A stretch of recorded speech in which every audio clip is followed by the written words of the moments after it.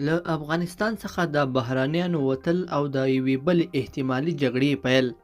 له CNN سره د داعش ډلې مشر په یو ځانګړي مرکه کې ویلي د دوی 600 جنګیالي له پاکستان، هند او مرکزي اسیا څخه افغانستان ته د تګ لپاره چمتو دي.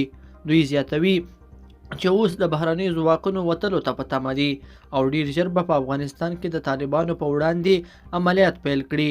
طالبانو تر دې وړاندې هم د داعش پر ضد د جګړې مخینه لري. خپله طالبانو له CNN سره د داعشي مرکې مشر غبرګون کې تر اوسه پورې څه نه دي ویلي.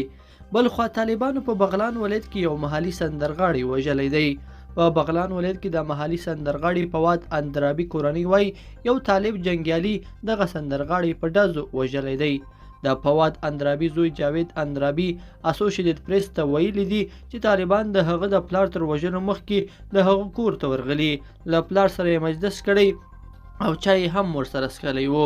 یادوي چې نن د کابل په شارنیو کې هم د طالبانو لخوا د یو ځوان د وژنې راپور ورکړل شوی و، خو خپله امارت په دې اړه تر اوسه پورې څه نه دي ویلي. بلخوا محسن داوړ د پښتنو د حقونو لپاره ګوند پالوي. نوموړی پر خپله فیسبوک پاڼه لیکي په ټول هیواد کې د ملګرو او ملاتړ کوونکو سره د یو لړ رسمي مشورو وروسته موږ پریکړه وکړه چې یو سیاسي ګوند جوړ کړو. لیدونکو په دې هیله چې دا مطلب به مو را سره تر پایه پورې لیدلی وي. که مو دغه ویډیو خوښه شوې ویډیو لایک کړئ د سره او چینل سبسکرایب کړئ. تر بیا ښه وخت.